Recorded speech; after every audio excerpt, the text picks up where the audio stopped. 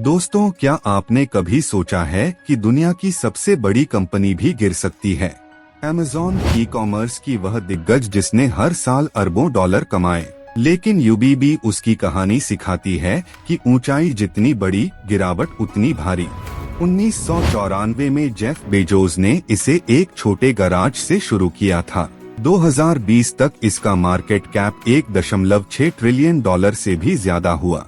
लेकिन सफलता के बीच धीरे धीरे लालच और बढ़ती मशीनों पर निर्भरता ने इसकी जड़ें कमजोर कर दी। एक समय यूबीबी था जब अमेज़न हर महीने 400 मिलियन से ज्यादा ऑर्डर डिलीवर करता था, लेकिन फिर बदल गया सब कुछ। 2023 में कंपनी ने अपने 18,000 कर्मचारियों को बंद किया, खर्च बचाने के लिए। यह शुरुआत थी बड़ी गिरावट की। लोगों ने माना कि ऑटोमेशन ही भविष्य है, पर अमेज़न ने इंसानी संवेदना खो दी। बाजार में प्रतिस्पर्धा बढ़ी, शॉपिफाई, वॉलमार्ट और तेमू ने अलग रास्ते चुने और ग्राहक का दिल जीत लिया। जेफ बेजोस के बाद नई लीडरशिप ने शॉर्ट टर्म प्रॉफिट के पीछे सब कुछ भूल गया। साल 2025 में अमेज़न का शेयर 37% गिर गया। यह झटका पूरी वॉल स्ट्रीट को हिला गया। एनालिस्ट्स ने कहा, यह डेटा ड्रिवन एम्पायर अब इमोशन खो चुका है, एक कोल्ड सिस्टम बिना दिल के।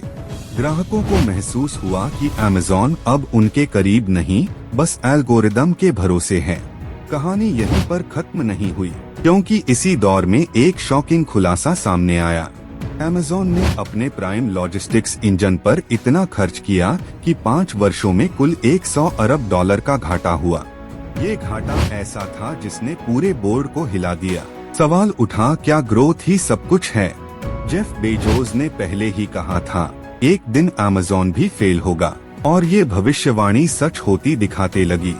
कर्मचारी असंतोष बढ़ने लगा, वेतन कटौती और प्रेशर ने अंदरूनी क्रोध को और गहरा किया। अमेज़न ने मेटावर्स और एआई एक्सपांशन में भी गलत दिशा में अरबों निवेश कर दिए। लेकिन सबसे बड़ा झटका तब लगा जब उसकी कोर ई कॉमर्स सेल्स 20% तक नीचे गिर गईं। और सीन 20 पर आता है वो ट्विस्ट। अंदाजा लगाइए, अमेज़न ने खुद अपने कॉम्पिटिटर का प्लेटफॉर्म खरीदने की कोशिश की थी, लेकिन रेगुलेटर्स ने इसे रोक दिया, और वहीं से शुरू हुई अमेज़न की असली मुसीबत।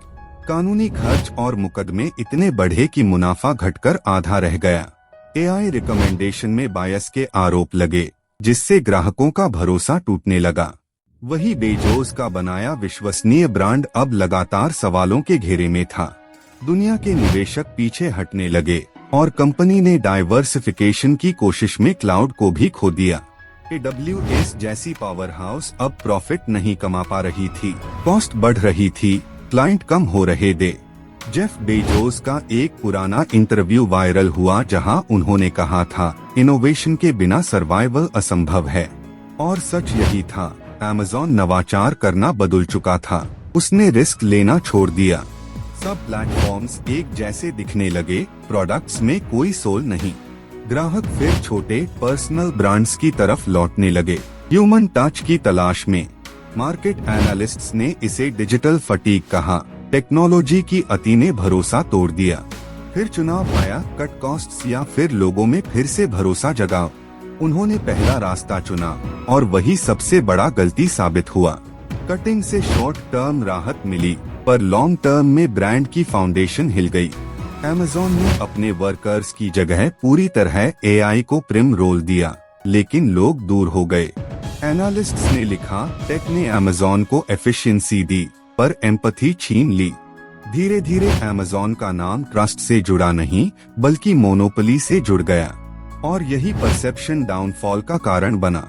वो जो कंपनी पहले आत्मविश्वास का प्रतीक थी, अब सर्वाइवल मोड में आ गई। पर कहानी यहाँ खत्म नहीं हुई, क्योंकि हर गिरावट एक नई शुरुआत का संकेत होती है।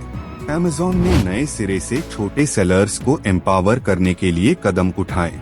इनोवेशन लैब दोबारा खोली गई, और लीडरशिप ने ह्यूमन फर्स्ट पॉलिसी को अपनाया। धीरे धीरे भरोसा वापस जमे लगा, पर यह सफर बहुत कठिन था। बेजोस की पुरानी सीख सिखाती है, ग्रोथ का असली अर्थ प्रॉफिट नहीं, पर्पस है। और यही लेसन हर एंटरप्रेन्योर को याद रखना चाहिए। क्योंकि जितनी बड़ी ताकत उतनी बड़ी जिम्मेदारी। अमेज़न का डाउनफॉल हमें यही सिखाती है, एम्पैथी खो दो तो एम्पायर भी खो देते हो। और भविष्य में कौन सी कंपनी वही गलती दोहराएगी, यह सवाल खुला है। तो दोस्तों, अगली बार जब आप किसी सक्सेसफुल कंपनी की कहानी सुनने बैठो, याद रखना डाउनफॉल भी संभव है, क्योंकि हर साम्राज्य हमेशा के लिए नहीं टिकता, पर उसकी सीख समय के पार जाती है। और यही है अमेज़न की अरबों डॉलर की गिरावट की कहानी, एक चेतावनी, एक सीख, एक नया आरंभ।